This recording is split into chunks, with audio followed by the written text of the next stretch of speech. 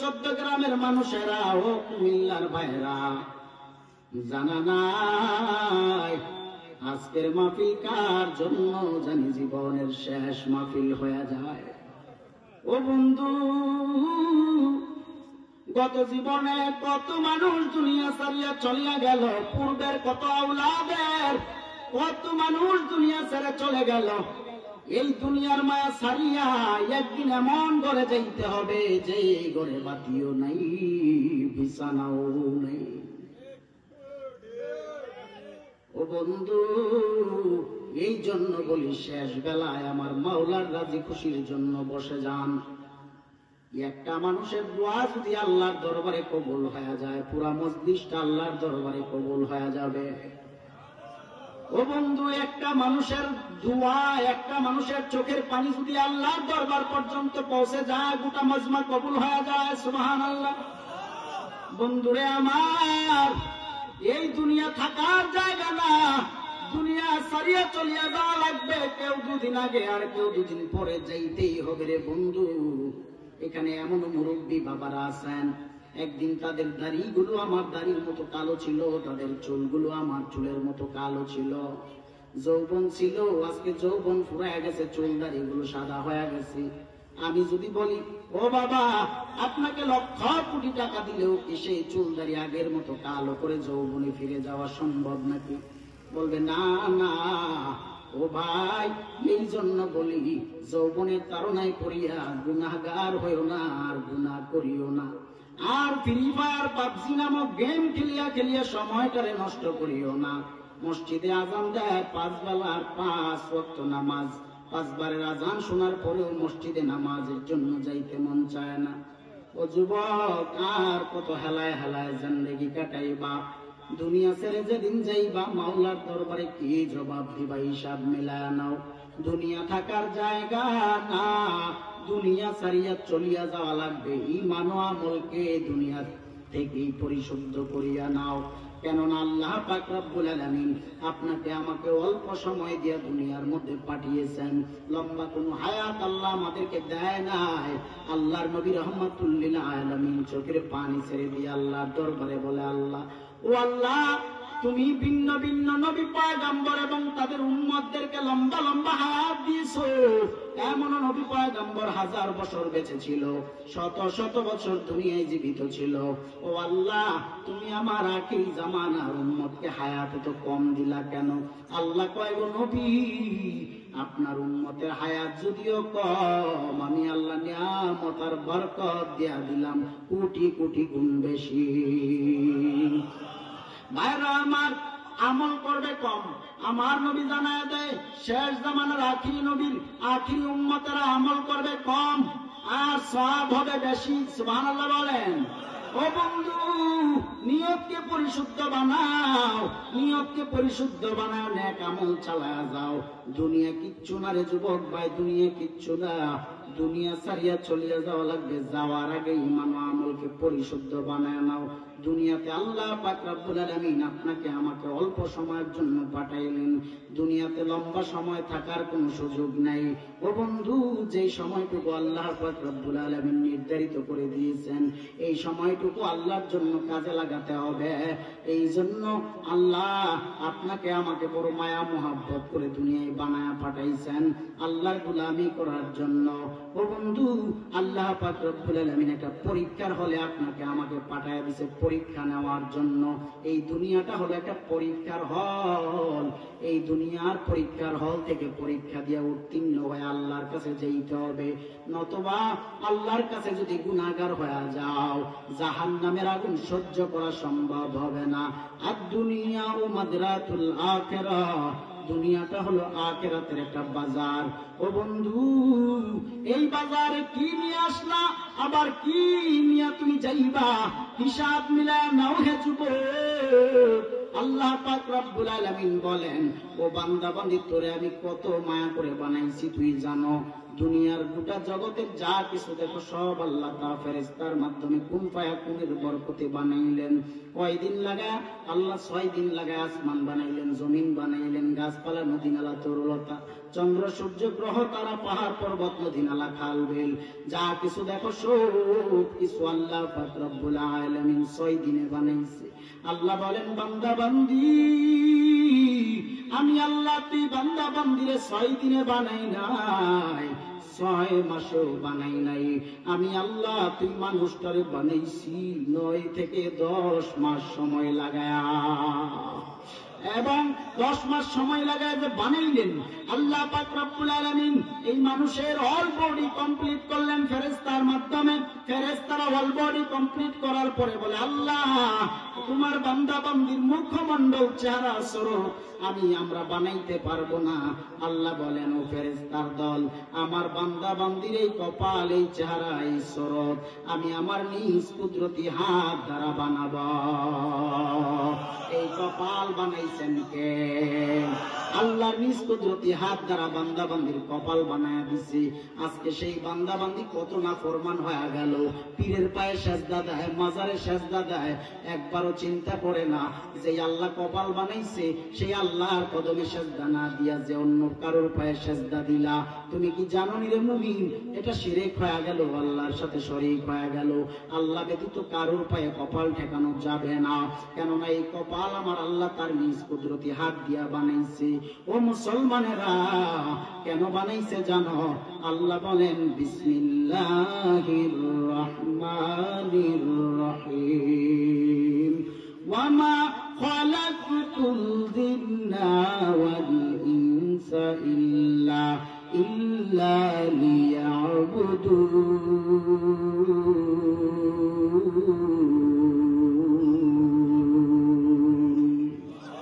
আল্লাহ পাক রব্বুল আলামিন 2টা জাতি বানাইলেন গোটা জগতে। 2টা জাতি ব্যতীত ভিন্ন কাউকে আল্লাহর জন্য আল্লাহ বানায় নাই। গোটা জগতে যা কিছু দেখো সব আল্লাহ বানাইছে ইনসানের জন্য, এই মানুষের খেদমতের জন্য। আসমান জমিন, গাছপালা, নদী নালা, তরুলতা, চন্দ্র সূর্য গ্রহ তারা, আমার আল্লাহর কোনো কিছুর প্রয়োজন নাই। আল্লাহ পাক রব্বুল আলামিন সব কিছু বানাইলেন আপনার আমার প্রয়োজনে, মানুষের প্রয়োজনে। আর আল্লাহ এই মানুষটারে ইনসান বানাইছে, মানুষ বানাইছে, জিন বানাইছে। আল্লাহ জিনের কথাও বললেন, মানুষের কথাও বললেন।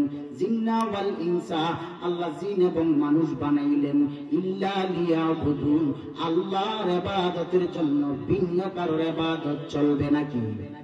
আল্লাহ ব্যতীত ভিন্ন কারোর গোলামি চলবে নাকি?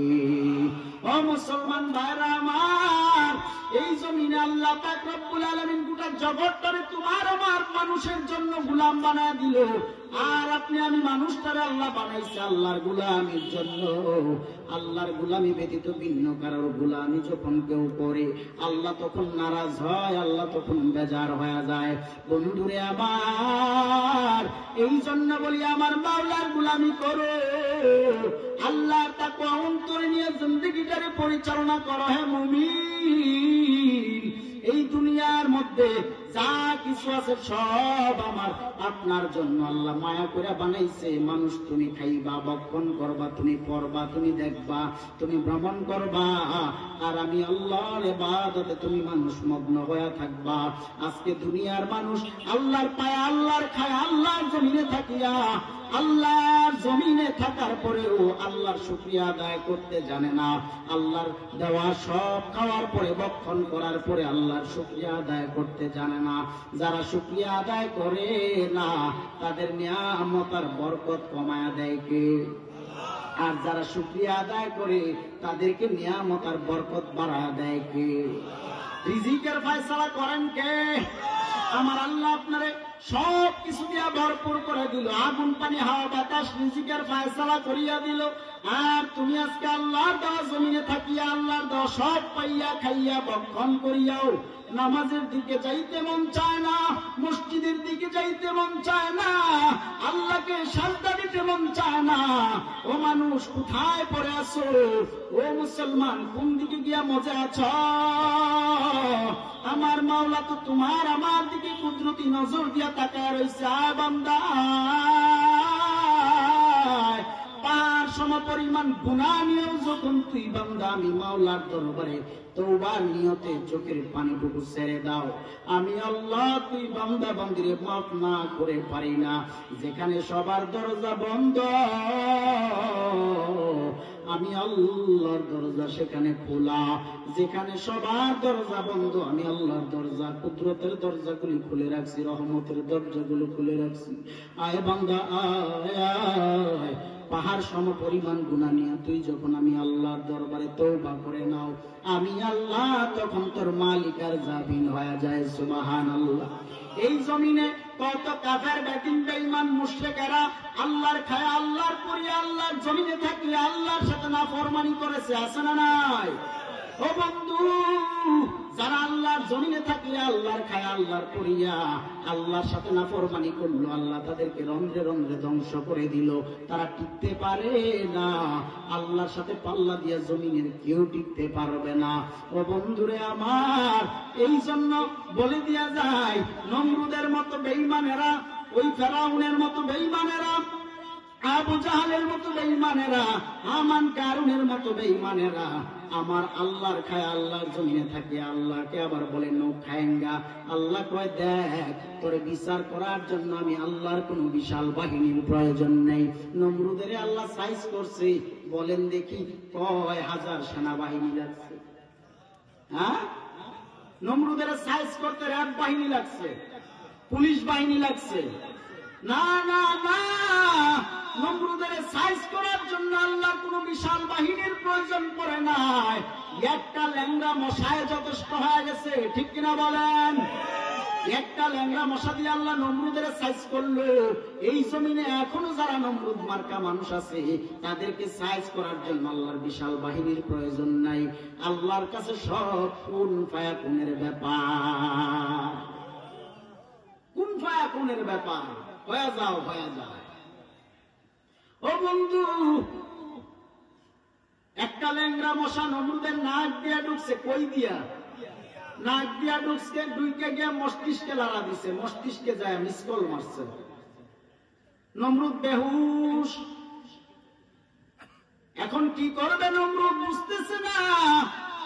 তার রাজপ্রাসাদের এক প্রান্ত থেকে আরেক প্রান্তে এসে ছুটাছুটি করতেছে, দৌড়াদৌড়ি করতেছে।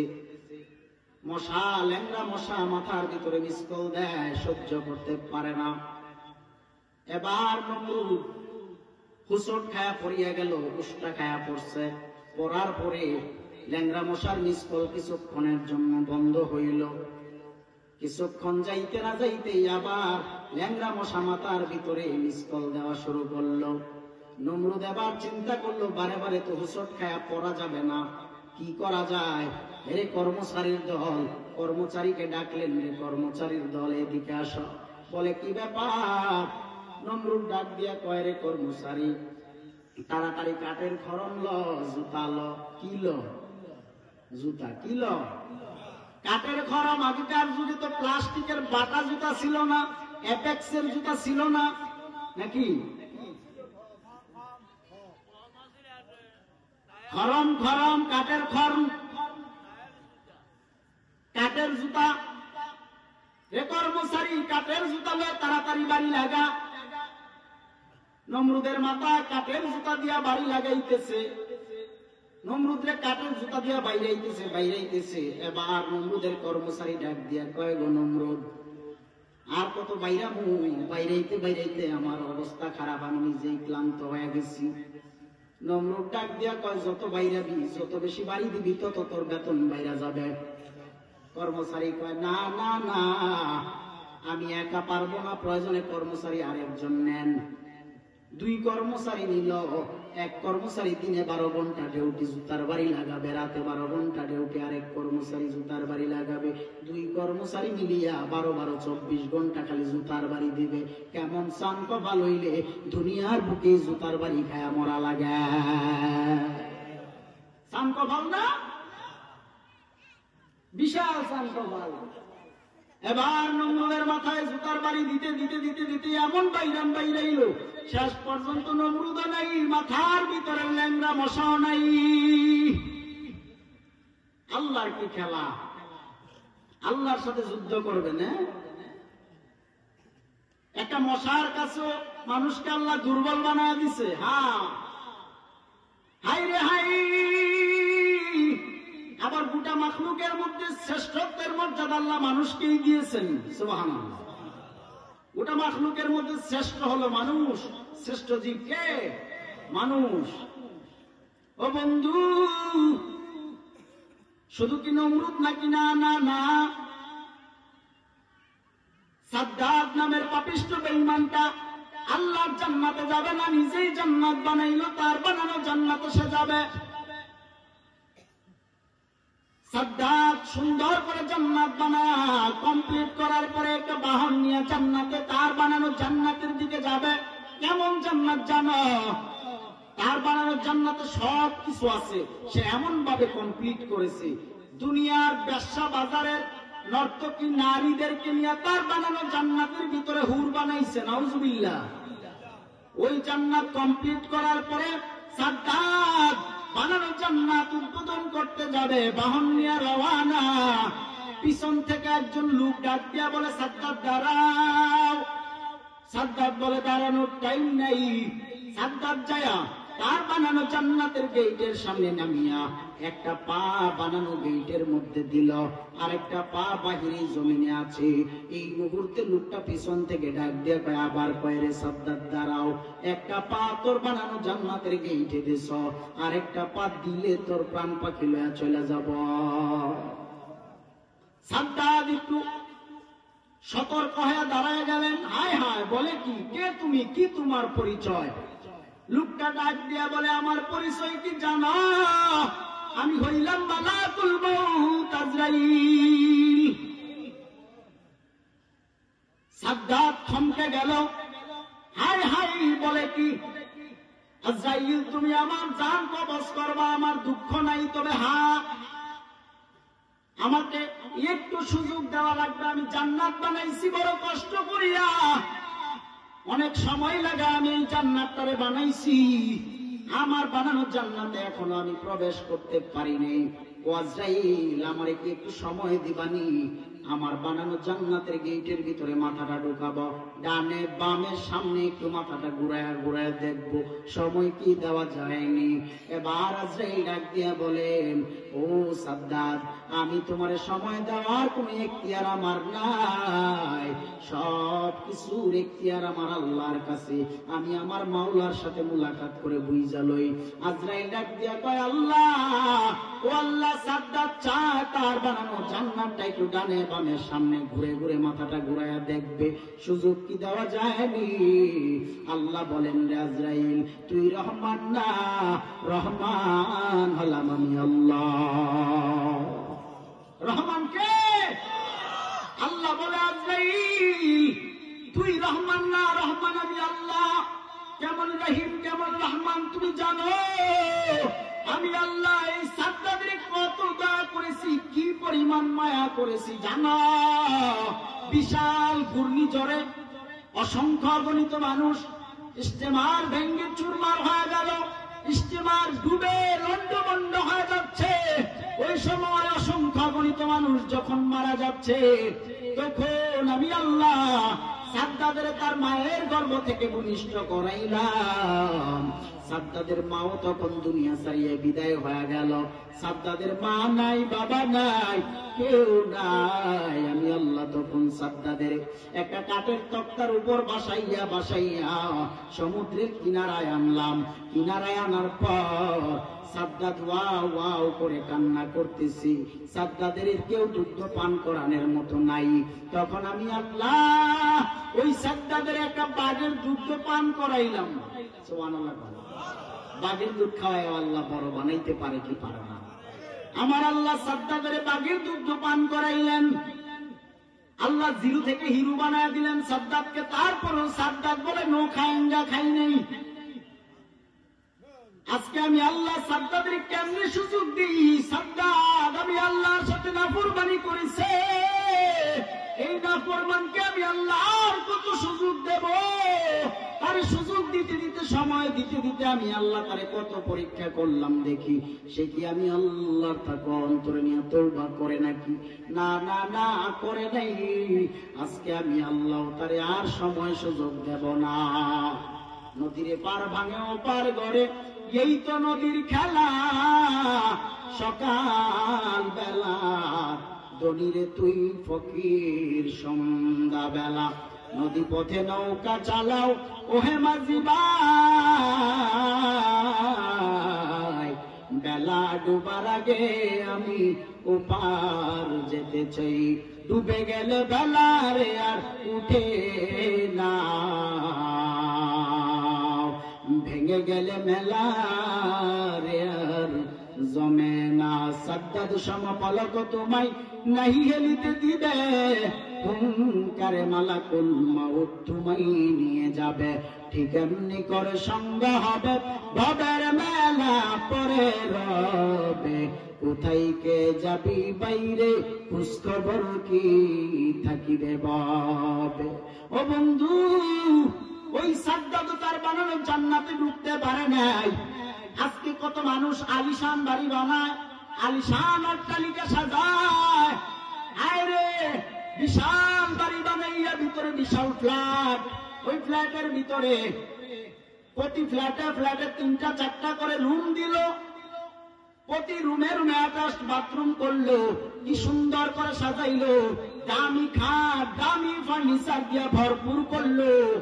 আহা, আমি এমনও দেখেছি এত বড় বাড়ি বানাইয়া সেই বাড়িতে ঘুমাইতে পারে নাই, সেই বাড়িতে উঠতে পারে নাই। আহারে, কত সুন্দর করে সাজাইয়া বাড়ি বানাইয়া ওই বাড়িতে উঠার আগেই মৃত্যুর ডাক চলে আসছে, এমন খবর আছে না নাই? এই জন্য বলি, এক বাড়িতে আমাকে দাওয়াত দিয়ে নিয়ে গেল, দাওয়াতে গেলাম। যাওয়ার পরে আমি যখন দাওয়াতে গেলাম তখন আমাকে সেই প্রত্যেকটা রুম ঘুরে ঘুরে দেখাইতেছে, বলে হুজুর দেখেন এই বাড়িটা বানাইলাম, কয়েক কোটি টাকা খরচ করে সন্তানগুলোরে বিদেশে পাঠাইলাম, সন্তানেরা বিদেশ থেকে টাকা পাঠাইছে, আজকে বাড়ি বানাইছি, গাড়ি কিনেছি, ব্যাংক ব্যালেন্সের অভাব নাই। ওই লোকটা বয়স্ক মুরব্বী টাইপের হয়ে গেল, তারপরেও দুনিয়ার এই বাড়ি গাড়ি অট্টালিকার মহাব্বতে পড়ে আছে। আমি বললাম, বাবা আপনি দুনিয়ার জন্য এত কিছু সাজাইলেন, বলেন কবরের জন্য কি সাজাইছেন? আরে কবরের জন্য কিছুই কি সাজাইতে পারেন নাই? দুনিয়ার জন্য এত কিছু লাগে, কবরে গেলে কি নিয়ে যাইবেন হিসাব মিলে যান। ওই কবরে কি নিয়ে যাইবেন হিসাব মিলান। ওই কবরে কিচ্ছু নেওয়ার ক্ষমতা নাই, 2টা জিনিস ব্যতীত, ঈমান আর আমল। নেক আমল আর ঈমান, এই 2টা জিনিস কবরের সঙ্গে হবে। দুনিয়ার বাড়ি গাড়ি অর্থ সম্পদ অট্টালিকা কোনো কিছু কবরে কাজে আসবে না। হায় রে হায়, কবরে একটা সুতো পর্যন্ত দিয়া দেওয়ার ক্ষমতা নাই। সাদা মার্কিনের প্যাকেট বানায় যে কবরে পাঠায় দেওয়া হবে, সেই কবরে তুমি কি নিয়ে যাইবা? কোটি টাকা ফেরেশতারে দিলেও কি ফেরেশতার মায়ের থেকে বাঁচা সম্ভব হবে নাকি? হ্যাঁ, দুনিয়ার গুনাহ নিয়ে কবরে গেলে কোটি টাকা কেন, মিলিয়ন মিলিয়ন ডলার, সেগুলো কাজে আসবে নাকি? ও বন্ধু, আজকে দুনিয়ার জন্য এত তাল বাহানা, দুনিয়ার জন্য এত কিছু করলা, কবরের জন্য কি করছো হিসাব মিলাও।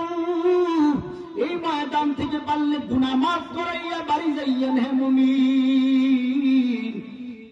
কেউ বলতে পারবে না যে আমার জীবনে গুনাহ নাই। প্রত্যেকের জিন্দেগিতে কম বেশি গুনাহ আছে। ও বন্ধু, এই গুনাহ মাফ করাইয়া বাড়ি যাইয়েন। এই ময়দানটা গুনাহ মাফের ময়দান। এই ময়দান থেকে আল্লাহ এবং রাসূলকে রাজি ও খুশি বানাইয়া বাড়ি যাইয়েন হে মুমিন। কেননা দুনিয়া থাকার জায়গা না। জানা নাই আজকের মাহফিল কার জন্য জীবনের শেষ মাহফিল হয়ে যায়। ও বন্ধু, এই মাহফিল থেকে আমার মাওলার রাজি খুশি বানাইয়া যাইয়েন। মদিনার নবীর মোহাব্বতের মালা গলায় লাগাইয়া আজকে থেকে খাঁটি দিলে নিয়ত করেন আর নবীর সুন্নত ছাড়বেন না, নামাজ ছাড়বেন না, বেপরদায় চলবেন না। কেননা মদিনার নবী এই উম্মতের নাজাতের জন্য কত কান্না করেছে, কত কান্না করেছি। মায়ার নবীর জিন্দেগিতে শুধু কান্নার কান্না, কান্নার কান্না। মদিনার নবী শুধু চোখের পানি ছেড়ে কান্না করে আর উম্মতের জন্য আল্লাহর দরবারে দোয়া চায় নাজাতের জন্য। ও মুসলমান ভাইরা, তুমি আমি উম্মত হওয়ার পরে বলো কয়দিন আমার নবীর মুহাব্বতে চোখের পানি ছেড়েছি, নবীর সুন্নাত কয়টা জিন্দা করেছি, এই পর্যন্ত হিসাব মিলাও। ওই নবী যে আপনি আমি উম্মতের মায়ায় এত পাগল, আপনি আমি উম্মত ওই নবীর জন্য কতটুকু পাগল হইতে পারছি, কতটুকু আশেক হইতে পারছি, হিসাব মিলায় নাও। কেননা ওই নবীর আশেক না হইতে পারলে, নবীর সুন্নত তরিকার আদর্শের মালা গলায় না লাগাইতে পারলে কি জবাব দিবা কবরে? ওই কবরে দুনিয়ার কোন উপদেষ্টা, দুনিয়ার কোন বড় বড় এমপি, মন্ত্রী, ম্যাজিস্ট্রেট, ও বাইরা, কেউ কবরে তোমার আমার আপন হবে না। আপন যিনি হবে তিনি মদিনার নবী রাহমাতুল লিল আলামিন। সুবহানাল্লাহ বলেন। বন্ধুরে, কবরে রাখার সময় কোন উপদেষ্টার নাম নেওয়া হবে না, কোন বড় অফিসারের নাম নেওয়া হবে না, রাষ্ট্রপতি প্রধানমন্ত্রীর নামও নেওয়া হবে না। কবরে রাখার সময় বলা হবে বিসমিল্লাহি আলা মিল্লাতি রাসূলিল্লাহ। সুবহানাল্লাহ। কার কাছে সঁপে দেওয়া হবে? নবীর মিল্লাতে, নবীর কাছে সঁপে দেওয়া হবে। ওই নবীর কাছে সঁপে দেওয়া হবে। দুনিয়া থেকে যদি নবীওয়ালা হইয়া কবরে যাইতে পারেন, তাইলেই তো নবী টান দিয়া বুকে জড়ায় নিবে। আর দুনিয়া থেকে যদি নবীর দুশ্মনী করিয়া, নবীর বিরোধিতা করিয়া, নবীর সুন্নতের দাড়িগুলোরে কাটিয়া কাটিয়া ক্লিন শেভ করিয়া যাও, তাইলে কবরে নবী তোমারে চিনবে না, তুমিও নবীকে চিনবা না। কি জবাব দিবা? জবাব দেওয়ার ক্ষমতা থাকবে না। ও মুসলমান ভাইরা, ওই মদিনার নবীর উম্মত হওয়াতে আমরা কেমন সৌভাগ্যবান। ও বন্ধু, ওই নবীর উম্মত হয়েছি, তারপরে নবীর ইত্তেবা, অনুসরণ, অনুকরণ আজ পর্যন্ত করতে পারলাম না। কপালটা বুঝি পুড়িয়া গেল। এই পুরা কপালটারে পারলে জোড়া লাগাইয়া যাও হে মুমিন ভাইরা আমার। এমন একজন নবী পেয়েছি, যেই নবীর জন্য গোটা জগৎ পুরো পাগল। এমন একজন নবী পেয়েছি, যেই নবীর জন্য গোটা জগতের সবাই পাগল। আমার নবী হলো মাসুক, ওই নবীর জন্য আমার আল্লাহ নিজে আসে। সুবহানাল্লাহ। ওই নবীর জন্য আল্লাহ নিজে আসে, নিজে বড় আসে। সুবহানাল্লাহ। কি ভালোবাসা নবীকে। ও বন্ধুরে আমার, কেমন একজন নবী পেয়েছি, যেই নবীর জিন্দেগিতে কোনোদিন একটা মিথ্যা বলে নাই। সুবহানাল্লাহ বলেন। কেমন নবী আমার, যেই নবীর আদর্শের মধ্যে কোনো দাগ নাই, যেই নবীর আদর্শে কোনো কালি নেই, যেই নবীর আদর্শের মধ্যে কোনো দাগ নাই, কালি নেই। ওই নবীর আদর্শ যদি কেউ অনুসরণ করতে পারে, তার জন্যই তো জান্নাত অবধারিত। ও বন্ধুরে আমার, এই জন্য বলি মদিনার নবীর সুন্নত তরিকার আদর্শের মালা গলায় লাগাও। কেমন নবী পেয়েছি, এমন পুত পবিত্র নবী আমার, যেই নবী রাস্তা দিয়ে হেঁটে গেলে মেঘের খণ্ড নবীকে ছায়া দেয়। সুবহানাল্লাহ। কেমন নবী পেয়েছি, যেই নবী আমার কোন রাস্তা দিয়ে হেঁটে গেলে সেই রাস্তায় দীর্ঘদিন পর্যন্ত মেশকের ঘ্রাণ পাওয়া যায়। সুবহানাল্লাহ বলেন। কেমন নবী পেয়েছি,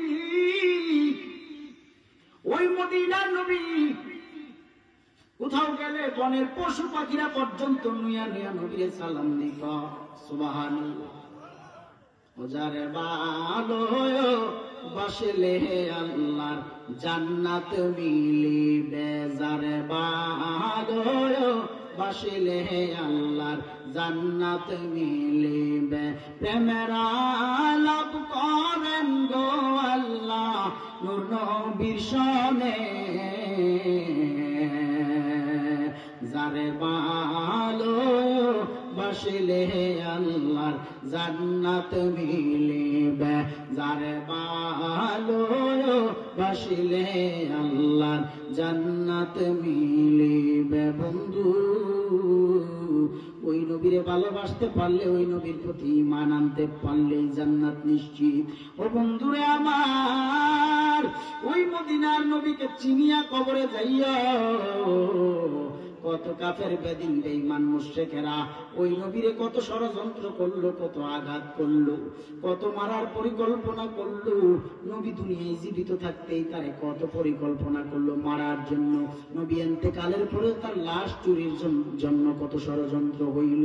তারপরেও কি কেউ পারছে নাকি? পারে নাই, ওই নবীর সাথে আছেন কেন? ও বন্ধু, যেই নবীর আল্লাহ ইজ্জত সম্মান দান করেছে, যেই নবীকে আল্লাহ এত পাওয়ারফুল বানিয়েছে, ওই নবীর বিরোধিতা করিয়া কেউ যদি নবীর ইজ্জতের চাদর ধরে টানাটানি করে, সেই ব্যক্তি নবীর ইজ্জতের চাদর ধরিয়া টান দিয়া নবীর ইজ্জত কমাইতে পারবে না। আমার নবীর ইজ্জত বাড়ায়া দিছেন কেন? ভাইরা আমার নবী কি রহমত না গজব? আমার নবী কেমন রহমত জানে? আল্লাহ জানা দেয়, ওয়ামা আরসালনাকা ইল্লা রাহমাতাল লিল আলামিন।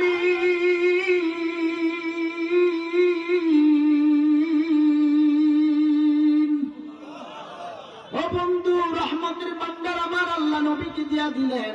ও ভাইরা আমার আল্লাহ যত জায়গার রব রব্বুল আলামিন, ওই নবীকে আল্লাহ তত জায়গার রহমাতুল লিল আলামিন বানাইলেন। কেমন রহমাতুল লিল আলামিন ওই নবী আমার! ওই নবীকে কত পরিকল্পনা করলো আবু জাহালের মতো বেঈমানেরা। ও ভাইরা আমার, নবীর সাথে বিরোধিতা করিয়া নবীর ইজ্জতের চাদর ধরিয়া টানাটানি করলো।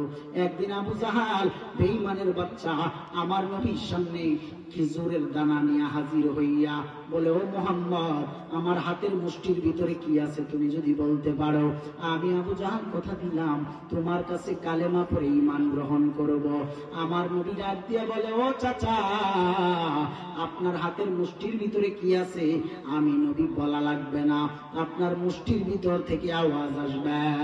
সুবহানাল্লাহ! আল্লাহর কি কুদরতের ফয়সালা! আবু জাহালের হাতের মুষ্টির ভিতর থেকে জবান খুলে গেল। জবান খুলে বলতে লাগলো, লা ইলাহা ইল্লাল্লাহু মুহাম্মাদুর রাসূলুল্লাহ সাল্লাল্লাহু তাআলা আলাইহি ওয়াসাল্লাম। সুবহানাল্লাহ বলেন না? হায় রে হায়! ওই আবু জাহাল ডাক দিয়ে বলে, মুহাম্মদ, আকাশের চন্দ্র দ্বিখণ্ড করে দেখাইতে পারলে তোমার কালেমা পড়ব। আমার নবী বলেন, চাচা, মনে মনে কয়, হায় রে হায়, জীবনে তো কম জ্বালান জ্বালাইলেন না, জীবনে কত পরিকল্পনা করলেন আর কত ষড়যন্ত্র করলেন, কতবার বললেন ঈমান গ্রহণ করবেন, কালেমা পড়বেন, তারপরেও পড়লেন না। খেজুরের দানা কালেমা পড়লো, তারপরেও আপনি মানলেন না। এখন বাকি রয়েছে চন্দ্র দ্বিখণ্ড করতে হবে। হ্যাঁ, আমার নবীর আঙ্গুল মুবারকের ইশারায় চন্দ্র দ্বিখণ্ড হয়ে গেছে। সুবহানাল্লাহ! এরপরে আবু জাহাল কয়, দেখ কত বড় জাদুকর, নাউজুবিল্লাহ কর। ও বন্ধু, ওই নবী কত মুজিজার অধিকারী, ওই নবীর মুজিজার মুজিজা, এত মুজিজা দেখানোর পরেও আবু জাহাল মানে নাই। আল্লাহ বলে, নবী, তারে আপনি 1000 বছর দাওয়াত দিতে পারবেন, কোনো কাজে আসবে না। কেননা তার উপরে আমি আল্লাহ নারাজ হইয়া তারে মোহর মাইরা দিছি, তারে আমি আল্লাহ সিল মাইরা দিছি, সে কোনোদিন হেদায়েত পাবে না। আপনারা জবানটুকু খুলে বলুন, হেদায়েত দেওয়ার মালিক কে? দুনিয়ার কোন নবী পয়গম্বরও কাউকে হেদায়েত দিতে পারে না আল্লাহ যদি না চায়। আবার আল্লাহ যদি চায়, উমরের মতো বেঈমানটারে ঈমানওয়ালা আমার নবীর আশিক বানায় দিতে পারে। আবু জাহালকে নবী এত বুঝাইলো, তারপরে আবু জাহাল কালেমা পড়তে পারল না। এই জন্য আবু জাহালের কপাল বুঝি খুব ভালো। আবু জাহালের কপাল কেমন ভালো এবার বুঝেন। আমার নবী যেখানে প্রস্রাব পায়খানা করতো সেই জায়গাটা এখন লাইব্রেরি। সুবহানাল্লাহ কোন? সেখানে কুরআন আর কিতাবের আস্তানা। আর আবু জাহালের যেখানে বাড়ি ছিল, বাসস্থান ছিল, সেই জায়গা এখন হাজী সাহেবদের প্রস্রাব পায়খানার জায়গা, বাথরুম, হাম্মাম। ঠিক কিনা বলেন? কি চান কপাল! ও বন্ধু, আমার নবী আল্লাহর কাছে ডাক দিয়ে কয়, আল্লাহ, হয় তুমি আবু জাহালকে কবুল করে দাও, নাই তো উমরের মতো পালোয়ানকে আমি নবীর সাহাবী হিসেবে কবুল করে নিও। সুবহানাল্লাহ কোন? উমর নামের যুবক পালোয়ান 100 লাল উটের লোভে পড়িয়া ওই নবীকে মারার পরিকল্পনা করিয়া তরবারি নিয়ে হাতে রওনা। হঠাৎ রাস্তায় এক রাখালের সাথে দেখা। রাখাল যুবক ডাক দিয়া বলেন, হে উমর, কোথায় যাইতেছ তরবারি হাতে নিয়ে রাগান্বিত অবস্থায়? উমর ডাক দিয়া বলেন, নবী মুহাম্মদকে মারতে যাই। নাউজুবিল্লাহ কোন? নবীকে কেউ মারতে পারবে? নবীর সাথে আছেন কে? এবার রাখাল যুবক ডাক দিয়া বলেন, উমর তুমি যে নবীকে মারতে চাও, তুমি কি জানোনি তোমার ঘরের আপন বোন নবীর কালেমা পড়িয়া মুসলমান হয়ে গেছে? এবার কি উমরের রাগ বাড়লো না কমলো? কত বেড়ে গেল। উমর ডাক দিয়া কয়, হায় হায় বলো কি, আমি যেই নবীকে মারতে চাই সেই নবীর কালেমা পড়ে আমার বোন মুসলমান হয়ে গেছে। নবীর বিচার করে আগে আমার বোনের বিচার হবে। বোনের বাড়ির উদ্দেশ্যে রওনা। দরজার কিনারায় যায় শুনতেছে ঘরের ভিতর থেকে বোনের কণ্ঠে কোরআনের তিলাওয়াত। সুবহানাল্লাহ। এবার উমর তো তখন কালেমা পড়ে নাই, অমুসলিম। উমর তখন সহ্য করতে পারে নাই, দরজার মধ্যে নক করলেন। বোন কোরআন শরীফ বন্ধ করে দিলেন, ভগ্নিপতি দরজা খুললেন। উমর ঘরের ভিতরে প্রবেশ করলেন। করার পরে যাইয়া বোনকে যায় ডাক দিয়া বলে, বোন ফাতিমা, শুনেছি তুমি নাকি নবীর কালেমা পড়িয়া মুসলমান হয়ে গেছো। বোনের অন্তরে কোনো ভয় নাই। আল্লাহর ভয় যার অন্তরে ঢুকিয়া গেছে, দুনিয়ার কোন তরবারি দেখায় তাকে ভয় দেখানো যাবে? আল্লাহর ভয় যার অন্তরে ঢুকে গেছে, দুনিয়ার কোনো কিছু দিয়ে তারে ভয় দেখানো যাবে না। ও বন্ধু, বোন ডাক দিয়ে বলে, ভাই হ্যাঁ আমি কালেমা পড়িয়া মুসলমান হয়ে গেছি। উমর আরো রাগান্বিত হয়ে গেল, ডাক দিয়ে বলে, বোন তুমি যদি সত্যি নবীর কালেমা পড়িয়া মুসলমান হয়ে থাকো তাহলে তাড়াতাড়ি নবীর কালেমা নবীকে ফিরাইয়া দাও। নাউজুবিল্লাহ। বোন ডাক দিয়া বলে, ভাই দুনিয়ার কোন অসুস্থ রোগী বিমারি অসুস্থ হওয়ার পরে তাকে মেডিসিন দিলে সে যখন মেডিসিন সেবন করে, ঔষধ সেবন করে, তার ঔষধের পাওয়ারটা যেমন রক্তের শিরা উপশিরায় গিয়ে পৌঁছে যায়, শরীর কাটলেও পেট কাটলেও সেই ওষুধ আর খুঁজা পাওয়া যাবে না। ও ভাই আমি এমন কালেমার মেডিসিন গ্রহণ করেছি, আমি নবীর কালেমার মেডিসিন আমার ঈমানের পাওয়ার নেওয়ার জন্য আমি গ্রহণ করেছি। আমারে মারতে পারবা, কাটতে পারবা, রক্তের বন্যা বয়ে যাবে, তারপরেও নবীর কালেমার মেডিসিন ফিরাইয়া দেওয়া সম্ভব হবে না। ভাই তুমি আমার মারো, জাল মিটাইয়া মারো। উমর তরবারি হাতে নিয়া তরবারির উল্টো পিঠ দিয়া বোনের পিঠের মধ্যে যখন আঘাত করা শুরু করলো, আমার মা বোনেরা, ও পর্দার আড়ালের মা বোনেরা যারা শুনতেছেন, এই জন্য বলি গো মা, বেপরদায় চলিয়েন না। আম্মাজান ফাতিমাতুজ জোহরা, নবীজির আদরের কন্যা মা ফাতিমা আপনার জন্য হাত বাড়ায় রাখছে গো মা। বেপরদায় জিন্দেগিটা চালায়েন না, বাজারে বন্দরে যায়েন না গো মা। আর স্বামীর সাথে অবাধ্য হইয়েন না, স্বামীর অবাধ্য হয়ে জিন্দেগি চালায়েন না গো মা। ও মা বোনেরা শুনিয়া নেন, উমরের বোন ফাতিমা কেমন আল্লাহওয়ালা, কেমন নবীওয়ালা হয়ে গেল। এমন ভাবে উমর তার বোনকে মারতেছে, মারতে মারতে বোনের পিঠে আঘাত করতেছে, করতে করতে এমন এক পর্যায়ে চলে গেল বোনের পিঠ থেকে কাটিয়া রক্ত পড়তেছে। বোন চোখের পানি ছেড়ে ডাক দিয়া বলে, ভাই দুনিয়ার আগুন, দুনিয়ার আযাব, দুনিয়ার এই শাস্তি আমি সহ্য করতে পারবো, আল্লাহর জাহান্নাম সহ্য করতে পারবো না। ও ভাই আজকে তুমি আমারে মারতে মারতে মারিয়া ফেলাইলেও আমি কালেমা ফিরাইয়া দিতে পারবো না। আজকে আমি এখানে অসহায়, আমার পাশে আমার মা নাই, আমার বাবা নাই। ভাই তুমি আমারে মারতেছো, আমার মাওলা কিন্তু সব দেখতেছি। ও ভাই হাসরের ময়দান যেদিন কায়েম হবে সেদিন দেখা হবে হাসরে। ও ভাই আমি তোমার কাছে এইটুকু বলা যায়, আমারে মারতে মারতে মারিয়া ফেলাইতে পারবা, তারপরও কালেমা থেকে আমারে দূরে সরাইতে পারবা না। আমি কালেমার পতাকার নিচে চলে আসছি, জীবন যাবে, যৌবন যাবে, ধন দৌলত অর্থ সম্পদ সব যাবে, তারপরও ঈমান যাবে না। আল্লাহর কি কুদরতের ফয়সালা ওই দিক দিয়ে কিছু সাহাবায়ে কেরাম নবীকে ডাক দিয়ে বলে, ইয়া রাসূলুল্লাহ শুনেছি উমর নামের পালোয়ান যুবক নাকি আপনাকে মারতে চায়, আসতেছে, নবী ডাক দিয়া বলেন, রে সাহাবায়ে কিরাম, আমি নবী যা জানি তোমরা তা জানো না। সুবহানাল্লাহ। আমার নবীকে সবকিছু জানা দেয় কে?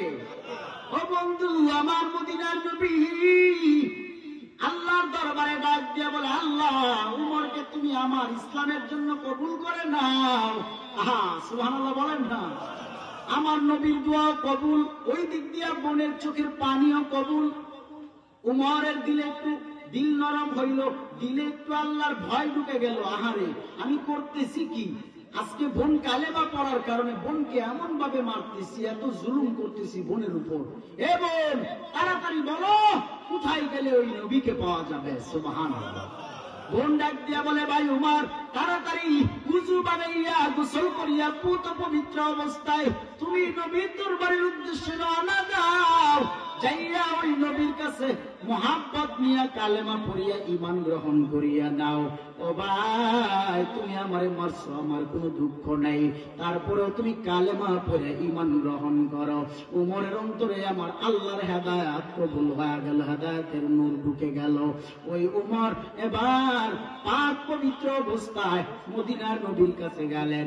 যাইয়া নবীর সামনে দাঁড়াইয়া নবীকে সালাম দেয়, আসসালাতু ওয়াসসালামু আলাইকা ইয়া রাসূলুল্লাহ। ও নবী গো, ও মায়ার নবী, আমি এতদিন বুঝতে পারিনি। নবী গো, আপনার বিরোধিতা করেছি, আপনাকে মারতে চেয়েছি, আমি বুঝতে পারি নাই, আমি বড় অপরাধী, আমি বড় নাফরমান বান্দা। ও নবী, আপনি তাড়াতাড়ি আপনার কালিমা পড়াইয়া আমার মুসলমান বানা দেন। সুবহানাল্লাহ। নবী গো, আমি আপনাকে মারতে চেয়েছি, আমি বড় অপরাধী, আপনি আমার বিচার করবেন, কোনো দুঃখ নাই। ও নবী, আপনি তারপর আমার কালেমা পড়ায় আগে মুসলমান বানা দেন। আমার নবী তাই বুকে জড়ায় দিল, কালেমা পড়ায় মুসলমান বানায় দিল। ওই উমর কালেমা পড়ার পরে আমার আল্লাহ তাই খুশি হইয়া যে জায়গায় উমর নবীকে মারতে চেয়েছিল 100 লাখ লুটের জন্য, সে জায়গায় আল্লাহ তারে খুশি হইয়া অর্ধ জাহানের বাদশাহ বানায় দিছে। নবীর কালেমা পড়াতে নবীর সাহাবী হয়ে গেছে। সুবহানাল্লাহ। এবং নবীর পিছনে থেকে থেকে আমল করেছে, নবীকে দেখে দেখে ইবাদতের আমল করেছে। আমার আল্লাহ খুশি হইয়া সেই উমরকে 10 জন সাহাবী জান্নাতের সার্টিফিকেট প্রাপ্ত, তার মধ্যে একজন উমরকে বানায় দিয়েছে। সুবহানাল্লাহ। সেই উমরকে আল্লাহর পক্ষ থেকে যখন ফয়সালা হয়ে গেল, অর্ধ জাহানের বাদশা হয়ে গেল, কে সেই উমর জানো? নবীর বড় আশিক সাহাবী সেই উমর তরবারি হাতে উঠায় ডাক দিয়ে বলে, রে কাফের বেদিন বেঈমান মুশরিকেরা, তোমরা আমার নবীরে কম কাম দাম কাদাও নাই, আর আমার নবীকে যদি আজকে থেকে কেউ বিরোধিতা করিয়া নবীকে কান্দাও, নবীর শানে ইজ্জতের চাদর ধরে টানাটানি করো, আমি উমরের তরবারি থেকে কেউ রেহাই পাবা না। ওই উমর কেমন পালোয়ান ছিল! আমার নবীর আশিক সাহাবী উমর দিনের বেলা বিচার কাজ করে, আর রাতের আধারে মানুষের ঘরের দরজায় দরজায় গিয়া হাজির হয়ে যায়। দিনের বেলা মানুষের বিচার কাজ করে, আর রাতের গভীরে কার ঘরে কিসের অভাব, কার ঘরে খানা নেই, তার ঘরে যাইয়া হাজির। হাইরে, অর্ধ জাহানের বাদশাহ হওয়ার পরেও খলিফাতুল মুসলিমিন হযরত উমর রাদিয়াল্লাহু তাআলা আনহু অর্ধ জাহানের বাদশাহ হওয়ার পরেও মানুষের ঘরের কিনারায় রাতের বেলা হাজির হয়ে যায় না ঘুমাইয়া। আর আজকে আমাদের দেশের চেয়ারম্যান, মেম্বার, এমপি, মন্ত্রী সুরের ঘরের সুর, বাটফারের ঘরের বাটফার, দেশের সম্পদ বিদেশে পাচার করে আছে না নাই? দেশের সম্পদ বিদেশে পাচার করে, ধরা খায় না, খাইতে খাইতে খাইতে খাইতে এমন খাওয়া খাইছে, একদিন ধরা খাইছে জন্মের ধরা, দেশ চাইরা সব পালাইয়া পলাইতেছে। ঠিক কিনা কর? আমি কারোর বিরোধিতা করেছি? যা হক তাই তো বলেছি। ঠিক কিনা বলে? ও আমার ভাইরা,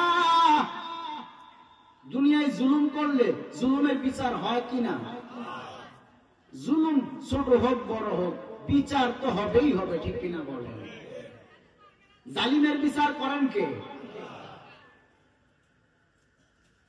এই দেশে এমন একজন রাষ্ট্রপ্রধান দরকার হযরত উমরের মতো। ঠিক কিনা বলেন? আমার মন সাক্ষী দেয়, একদিন ইসলামী রাষ্ট্র হিসাবে এই রাষ্ট্রে কোরআনের আইন চলবে ইনশাআল্লাহ। ভাইরা আমার, হযরত ওমর রাতের বেলা বের হয়ে গেল, যাচ্ছে রাস্তা দিয়ে, হঠাৎ করে তাকায় দেখে ছোট্ট একটা গরিব বাড়ির সামনে একটা চুলার মধ্যে একটা মহিলা দুইটা বাচ্চাকে কোলের মধ্যে মাথাটা রাখিয়া শোয়াইয়া রাখছে, আর চুলার মধ্যে একটু পানি গরম করতেছে। কি গরম করে? পানি গরম করতেছে। এবার উমর তাকায় তাকায় দেখতেছে দীর্ঘ সময় যাব, হঠাৎ বাচ্চা দুইটা উঠিয়া চোখের পানি ছেড়ে ছেড়ে কান্না করে বলে, মা 3 দিন হয়ে গেল তুমি কোনো খানা দাও না, ও মা ক্ষুধার যন্ত্রণা সহ্য করতে পারি না গো মা। মা ডাক দিয়া বলে, রে সন্তান জাদুমণিরা, তোমরা ঘুমাও, রান্না হইতেছি, রান্না শেষ হলেই তোমাদেরকে ডাকিয়া তুলিয়া খাওয়াবো। কিন্তু মা চুলার মধ্যে পানি গরম করে ঘরে কোনো খানা নাই। বাচ্চাদেরকে সান্ত্বনা দেয়, বাচ্চারা চোখের পানি ছেড়ে ছেড়ে কান্না করে। হযরতে ওমর ইবনুল খাত্তাব রাদিয়াল্লাহু তাআলা আনহু তাকায় তাকায় ঘটনা পুরোপুরি দেখলো। দেখার পরে আগায়া মহিলার সামনে হাজির হয়ে গেল, যাইয়া মহিলাকে সালাম দিয়া বলে, আম্মা জান, কি ব্যাপার? আপনি দীর্ঘ সময় যাবত পানি গরম করতেছেন, আপনার কিসের অভাব আপনি আমার কাছে বলেন। মহিলা ডাক দিয়া বলে, বাবা শুনেছি ওই হযরতে ওমর নাকি অর্ধজাহানের বাদশা হইছে, সেই ওমর আমার খবর একদিনও নিতে আসে নাই। আজকে 3 দিন হয়ে গেল আমার ঘরে খানা নাই, আমার ঘরে কোনো খানার ব্যবস্থা নাই, আমার বাচ্চা দুইটা উপবাস হইয়া অনাহার হইয়া 3 দিন যাবৎ পড়ে আছি। ওমর খবর নিল না। ও বাবা, আমি তোমার কাছে সেই দুঃখ বলিয়া লাভ কি?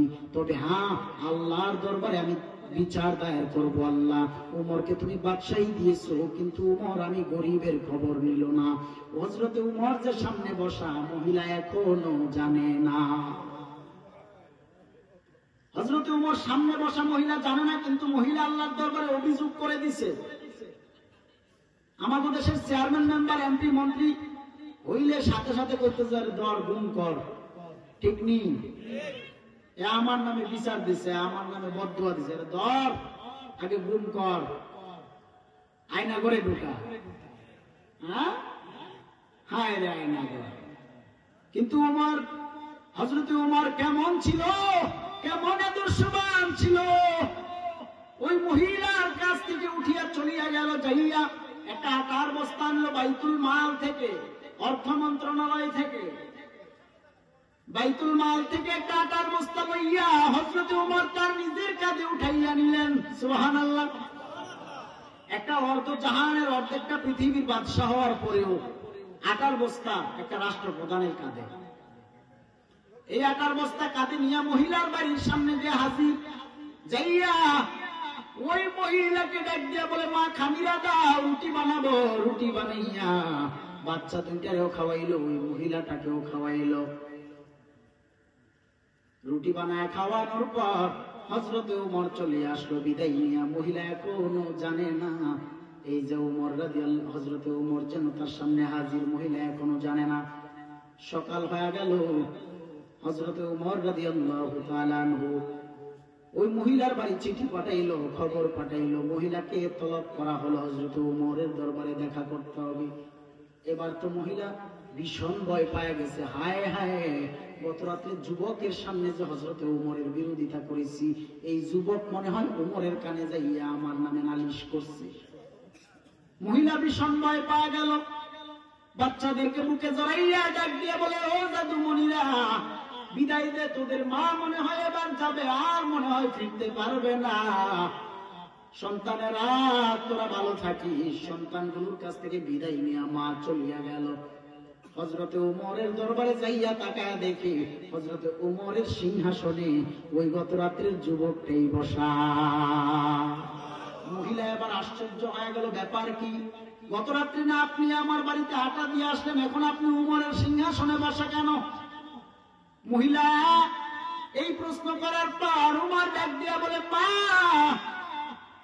গত রাত্রে আমি নিজেই তো উমর ছিলাম, আপনার বাড়িতে আটা দিয়ে আসছি গো মা, কিন্তু 3 দিন আগে আপনার খবর নিতে পারি নাই, এই জন্য আমি বড় অপরাধী হয়ে গেলাম গো মা। ও মা, 3 দিন আগে আপনার খবর নিতে পারি নাই, এই জন্য আপনি বড় কষ্ট করেছেন, 3 দিন যাবত না খায়াছিলেন গো মা। আল্লাহ আমারে খুশি হইয়া এই চেয়ার দান করেছে, সিংহাসন দান করেছে গো মা। আবার আল্লাহ যদি বেজার হয়, আপনার বদদুয়া আল্লাহর দরবারে কবুল হয়ে গেলে আমার সিংহাসন আল্লাহ কাইরা নিয়ে যাইতে পারে। ও মা, আপনি আমার দুনিয়ার মধ্যে বিচার করেন, শাস্তি দেন গো মা, তারপরে আল্লাহর কাঠ ধরার আসামি আমারে বানাইয়েন না। হযরত ওমর তার গলা থেকে রুমালটা খুলিয়া মহিলার হাতে দিয়া বলে, মা, এই রুমাল আমার গলায় পেঁচাইয়া আমারে শেষরাইয়া গরম উত্তপ্ত বালির উপরে আমারে ঘুরান। ও মা, তারপরেও আমারে আল্লাহর দরবারের আসামি বানায়েন না। মহিলাটা আল্লাহর দরবারে দোয়া করে চোখের পানি ছেড়ে, ও দয়ার মালিক, হযরতে ওমর যদি এই দেশের রাষ্ট্রপ্রধান হয়ে থাকে গো আল্লাহ, তাইলে এই জমিনটা যেন জান্নাতের বাগান হয়ে যাবে।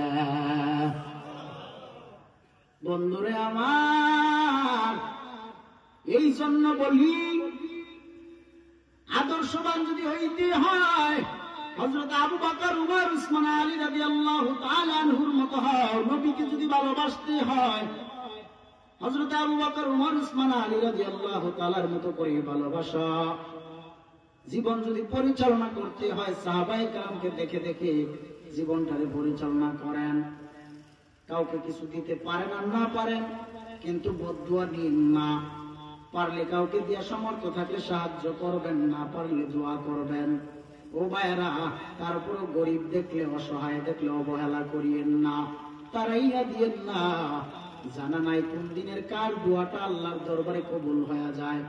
একটা বার যদি কেউ আল্লাহর দরবারে আপনার উপর খুশি হইয়া দোয়া করিয়া ফেলে, নেক দোয়া করিয়া ফেলে, আল্লাহ আপনার রাজি খুশি হইয়া ধনভাণ্ডারের মালিক বানায় দিতে পারে।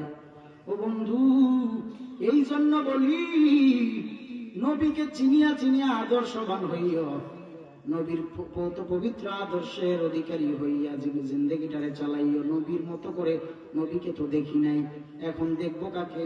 উলামায়ে কেরাম, আউলিয়ায়ে কেরাম, হক্কানি আলেম উলামাকে দেখে দেখে, ইমাম ও খতিবদেরকে দেখে দেখে জীবনটারে পরিচালনা করেন।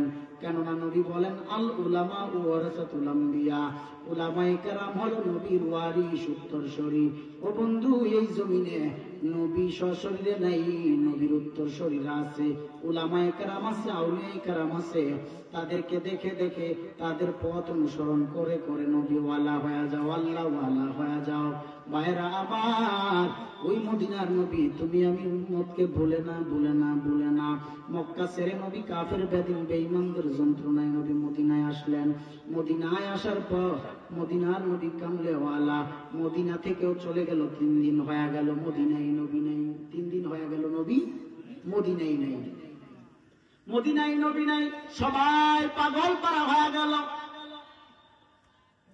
মদিনার নবী মদিনায় নেই। হযরতে আবু বকর রাদিয়াল্লাহু তাআলা আনহু বেহুশ হয়ে গেল। ডাক দিয়ে বলে, রে ও ভাই উমর, তাড়াতাড়ি খোঁজ লাগাও, খবর লাগাও, কোথায় আমার নবী? শিশু বাচ্চারা মায়ের স্তনের দুধ পান করা বন্ধ করে দিছে, নবী নাই। বনের পশু পাখিরা পর্যন্ত খাবার খাওয়া, খানা খাওয়া বন্ধ করে দিছে, নবী নাই। আকাশটা বাড়ি হয়ে গেছে, নবী নাই, মদিনায় কেউ সহ্য করতে পারে না। হযরত ওমর তরবারি হাতে নিয়ে ডাক দিয়ে বলে, কাফের বেদিন বেঈমানেরা, বল আমার নবী কই? তোরা নিশ্চয় আমার নবীর বিরোধিতা করেছ, নবীরে কান্দাইছ, নবী কষ্ট পায় মনে হয় মদিনা ছাড়িয়া চলিয়া গেছে। বেঈমান ইহুদিরা ডাক দিয়া বলে, না ভাই ওমর, না না না, তুমি মুসলমান হওয়ার পরে কোনদিন আমরা নবীর বিরোধিতা করি নাই ভয়ে। উমর রওনা দিয়া দিল, যাইতেছে যাইতেছে, রাস্তা দিয়া যাইতেছে, হঠাৎ এক যুবকের দেখা। হযরত ওমর ডাক দিয়া বলে, যুবক, এই পথ দিয়া কি আমার মায়ার নবী যাইতে দেখছনি? রাখাল যুবক ডাক দিয়া বলে, ও ওমর, আমি নবীকে দেখি নাই, তবে আজকে 3 দিন হয়ে গেল, একটা লোক হেরা গুহার ভিতরে চোখের পানি ছেড়ে সেজদারত অবস্থায় কান্না করে গুনগুনায় কি জানি কয়। তার কান্না শুনিয়া, তার কান্নার আওয়াজে আমার উট বকরি বেড়া পর্যন্ত 3 দিন যাবৎ খানা খাওয়া বন্ধ করে দিচ্ছে। হযরতে ওমর ডাক দিয়া বলেন, মদিনার মানুষেরা খাবার খাওয়া ছেড়ে দিছে, বাচ্চারা মায়ের স্তনে দুধ পান করতে চায় না। নবী নাই, নবী কাঁদলে গোটা জগৎ কাঁদে, নবী কাঁদলে আমার আল্লাহর আরশ আজিম পর্যন্ত কেঁদে উঠে। হযরত ওমর ডাক দিয়া বলেন, নিশ্চয় তোমার উট বকরি বেড়া যদি 3 দিন যাবৎ খানা খাওয়া বন্ধ করে দেয়, ওই ব্যক্তির কান্না কোন ব্যক্তি হইতে পারে সেটা আমার বোঝার বাকি নেই। হেরা গুহার ভিতরে নিশ্চয় আমার রাহমাতুল লিল আলামিন চোখের পানি ছেড়ে কান্না করে। হযরতে ওমর হেরা গুহার ভিতরে যাইয়া তাকায় দেখে রাহমাতুল লিল আলামিন সাজদারত অবস্থায় চোখের পানি ছেড়ে ছেড়ে কান্না করতেছে। সালাম দেয়, ইয়া রাসূলুল্লাহ, আপনি আর কাঁদবেন না, আর কাঁদবেন না, আপনার কান্না আমরা সহ্য করতে পারি না। ও নবী গো, তাড়াতাড়ি উঠেন, চলেন মদিনায় চলেন, মদিনার মানুষেরা আপনাকে না পাইয়া পাগল হয়ে গেছে। ইয়া রাসূলুল্লাহ, আপনি আজকে উম্মতের মায়ায় কান্না করতেছেন, আপনার আরো অনেক উম্মতেরা মদিনার শহরে আপনার জন্য কান্না করতেছে। চলেন তাড়াতাড়ি। মদিনার নবী সিজদা থেকে মাথা মোবারক উঠায় না, চোখের পানি ছেড়ে ছেড়ে সিজদারত অবস্থায় গুনগুনায় বলতেছে, ইয়া রব্বি হাবলি উম্মতি, ইয়া রব্বি হাবলি উম্মতি, ইয়া রব্বি হাবলি উম্মতি। নবী মাথা মোবারক উঠায় না। হযরত ওমর ডাক দিয়া বলে, ইয়া রাসূলুল্লাহ, ও নবী আমার, আমি উমর কথা দিলাম, আমি উমরের জিন্দেগীর যত নেক আমল আছে সব আপনার উম্মতের নামে দিয়া দিবা। ও নবী, আপনি তারপরে মাথা মুবারক উঠান। আল্লাহর নবী, রহমতের নবী আমার সিজদা থেকে মাথা মুবারক উঠায় না। খবর চলে গেল হযরত আবু বকরের কানে, হযরত উসমান জিন্নুরাইনের কানে, হযরত আলী রাদিয়াল্লাহু তাআলা আনহুর কানে খবর চলে গেল। নবী হেরা গুহার চিপায় চোখের পানি ছেড়ে ছেড়ে সিজদায় কান্না করে। সবাই আসলেন, সব সাহাবায়ে কেরামরা নবীকে বারবার রিকোয়েস্ট করতেছে, আবদার করতেছে, ইয়া রাসূলুল্লাহ, চলেন মদিনায়, জিন্দেগীর যত নেক আমল আমাদের আছে সব আপনার উম্মতকে দিয়া দিলাম। নবী গো, আপনি তাড়াতাড়ি চলেন। এক একজন সাহাবীর, হযরত ওমরের নেক আমল যদি এক পাল্লায় রাখা হয়, গোটা জগতের মাখলুকের আমল যদি আরেক পাল্লায় রাখা হয়, ভাইরা আমার, হযরত ওমরের নেক আমলের ধারে কাছেও যাওয়া সম্ভব হবে না। কেননা তাদের আমলের পাওয়ার খুব বেশি। তারা নবীজির সাথে থেকে থেকে নবীকে দেখে দেখে তারা আমল করেছে। ও ভাইরা, সব সাহাবায়ে কেরামরা নবীকে বারবার ডাকতেছে, চলেন মদিনায় যাই। তারপরেও নবী মাথা উঠায় না, সিজদা থেকে মাথা উঠায় না, নবী মদিনায় যাইতে চায় না। এবার সবাই চিন্তা করলেন, হযরতে ফাতেমাতুজ জোহরা রাদিয়াল্লাহু তাআলা আনহাকে আনলে মনে হয় নবী সিজদা থেকে মাথা উঠাবে। আম্মা জান ফাতেমাতুজ জোহরা সে নবীর সামনে দাঁড়ায় চোখের পানি ছেড়ে ডাক দিয়া বলে, আব্বা জান, ও আব্বা জান, তাড়াতাড়ি চলেন মদিনায় চলেন, আমি আপনার কন্যা ফাতেমা আসলাম। ও বাবা, ইয়া রাসূলুল্লাহ, আপনি মদিনায় নাই, আমাদের শান্তি লাগে না। নবী তারপরেও মাথা মুবারক উঠায় না। হযরতে ইমাম হাসান, হযরতে ইমাম হুসাইন রাদিয়াল্লাহু তাআলা আনহু আসলেন। দুই ভাই মিলে ডাকে, ইয়া রাসূলুল্লাহ, নানা ভাই, আমরা দুই ভাই আসলাম, আপনার নাতি, আদরের নাতি, আপনি নবী আমাদেরকে ছেড়ে কেমনে থাকেন? ইয়া রাসূলুল্লাহ, চলেন তাড়াতাড়ি মদিনায় চলেন, আমাদের মনে আর শান্তি লাগে না। আমার নবী তারপরেও সিজদা থেকে মাথা মোবারক উঠায় না। হায় রে হায়, দুনিয়ার কারোর ফয়সালার অপেক্ষায় আমার নবী নাই, আমার আল্লাহর অপেক্ষার ফয়সালার অপেক্ষায় আমার নবী আল্লাহর ফয়সালার অপেক্ষায় আছে। আরে সবাই এত বলতেছে, আমার নবী মাথা মুবারক উঠায় না। আল্লাহ ডাক দিয়া বলে, ফেরেশতা জিবরাইল, তাড়াতাড়ি যাও, আমার বন্ধু নবীকে জানায়া দাও, আমার নবীর যত আশেক উম্মত আছে তাদেরকে নিয়া নিয়া নবী জান্নাতে প্রবেশ করবে।